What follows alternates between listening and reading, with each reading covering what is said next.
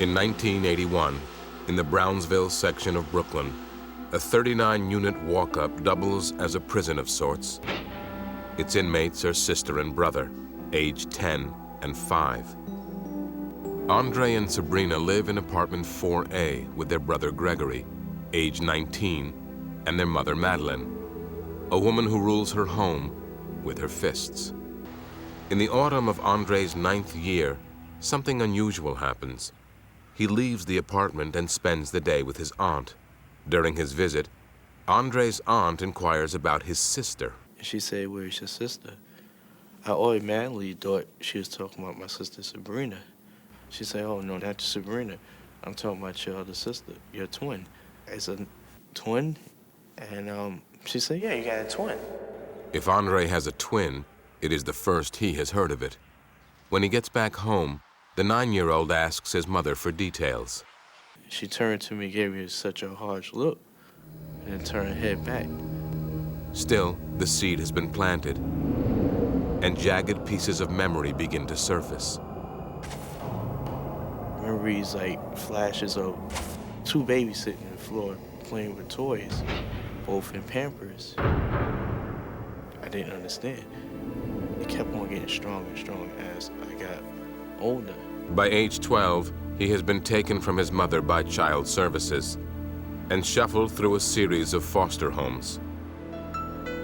A year later, on his 13th birthday, Andre has dinner with his mother. Now a bit older and braver, Andre asks a second time about his twin. She started off saying, "Well, I'll tell you like this, little boy. I know somebody who sit like you, smile like you, and act like you, and that's all I'm going to tell you. I will tell you when you get old enough." In the fall of 1999, Andre Carmichael has a wife and 2-year-old daughter. The boy has grown into a man, but remains haunted by childhood memories. Memories of a twin he might have had, but never knew. One day, Andre sits down with his sister, Sabrina, now 28, and for the first time, tells her about the memories. It's a conversation Sabrina has been dreading since she was 8. He began to tell me, "Well, you know, I'm having sort of strange visions here, where I see another person, but I'm not sure and where they're coming from." And I began to tell him, "Yes, you do have a sister, but she died years ago." And I told him what I witnessed. In 1979, Sabrina was 8 years old, Andre 3. According to Sabrina, she watched one day as their mother fed Andre's twin sister. Then Andre's twin became sick and began to vomit. My mom tried to perform CPR, and my mom and brother was so unsuccessful. Sabrina tells Andre their mother and older brother placed the child's body in a trash bag and packed it away in a footlocker.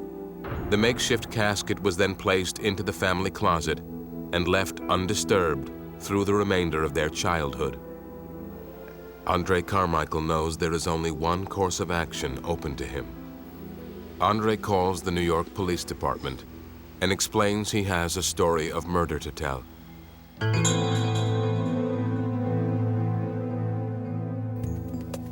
Shoehorned into a corner of the 84th Precinct is the Brooklyn Cold Case Squad.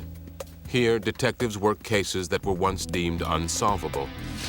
Vito Spano heads up the unit. One of their best tools, time and a restless conscience. Maybe somebody has a problem with their conscience is bothering them, but they come forward and give information on a homicide that occurred, and we'll look at this information to try to see if we can, make the case go forward. On October 13th, 1999, Brooklyn's Cold Unit gets just such a tip. Andre Carmichael and his sister Sabrina call in with their story of murder. D'Alessandro opens up a file on the Carmichael case, but has virtually nothing to put in it. Since no crime was ever reported, there are no old case reports, no crime scene photos, no original witness statements. In fact, there is no proof the alleged deceased ever existed at all. We really had to work the homicide backwards. Most times you have a body, you know, and now you have to go out to find the witness. Now we have witnesses, we have to go out and find the body. Before he can make his case for murder, D'Alessandro must establish his victim was actually alive.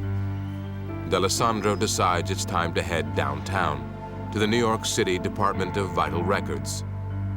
There he finds a birth certificate for Andre Carmichael, born to Madeline Carmichael on February 27, 1976. Also listed in the birth records for that day, a second child, Andre's twin, and D'Alessandro's murder victim. Her name, La Tanisha. Now we had proof that La Tanisha actually did exist, and we had a name. The next step is to see what had happened to her now. So we try to get some health records. D'Alessandro heads to Midtown, to New York's Social Service and Welfare Records.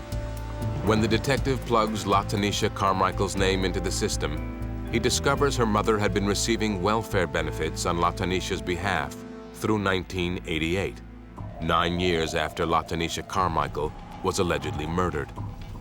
Increasingly confident that La Tanisha was born and died within the first few years of life, D'Alessandro obtains a warrant to search the home of Madeline Carmichael, where he hopes to find Andre's twin sister.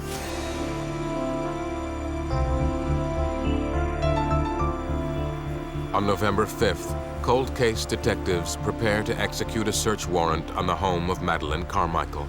The probability was 50% that the body would still be there. We didn't doubt the fact that La Tanisha was killed or murdered. We doubted the fact that the woman would hold the body for over 20 years. At little after 8 p.m., D'Alessandro knocks on Madeline Carmichael's front door and asks to come in. I told Madeline that we're looking for La Tanisha. She said, La Tanisha's a 23-year-old woman. I haven't seen her in years. And I told her, well, I have reason to believe that she's here. We escorted her to her kitchen where she sat down. At that time, I started walking towards her bedroom, and she immediately chased after me and grabbed me. D'Alessandro and his team gather in Madeline Carmichael's bedroom and begin taking snapshots. One thing that catches D'Alessandro's eye, a freestanding armoire placed in front of a built-in closet, sealing it off altogether. Detectives move the armoire aside and find the closet's single door shut tight. Stuck between the door's hinges, sticks of incense, a mask for any odor that might creep out from inside. The team takes pictures of the door and then cracks it open. It was just, had the one hasp block on it, which we opened. Turn the knob and open the door. And as soon as we do, we see a large chest wrapped in plastic inside this empty closet with some camphor sticks or mothball sticks hanging above it on the rod, no clothing. And we knew that this was, a tomb for La Tanisha. Tucked inside a footlocker, under newspapers dated 1979, are the mummified remains of La Tanisha Carmichael. Detectives remove the body and transport it to the medical examiner's office for an official autopsy. Madeline Carmichael is arrested, taken into police custody, and charged with murder. Ama Jamo is a prosecutor for the Brooklyn DA's office and is assigned to try Madeline Carmichael for La Tanisha's murder. Also implicated in the death is Carmichael's oldest son, Gregory. For Jamo, this is the crime of a mother against her child and will be prosecuted as such. I still recall the stench that was in the courtroom that permeated, and it was like the odor of death. And it was a reminder of what this case was all about. You see, it wasn't some ghoulish skeleton. It was a little girl named La Tanisha Carmichael. The judge also listens to testimony from Andre and Sabrina, what they remember of La Tanisha, and how they suffered at the hands of their mother. After 2 weeks of testimony, the judge returns a verdict. Madeline Carmichael is convicted of murder and sentenced to 15 years to life in prison. Her son Gregory is also convicted of criminally negligent homicide.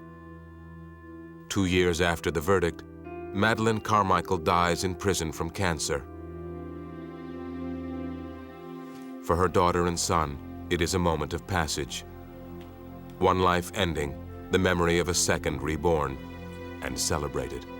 We want to give our sister a life that she didn't have on this earth. Just let the world know that, look, my sister exists, this is what happened, and hopefully nobody won't follow in that footstep again of doing that to their child.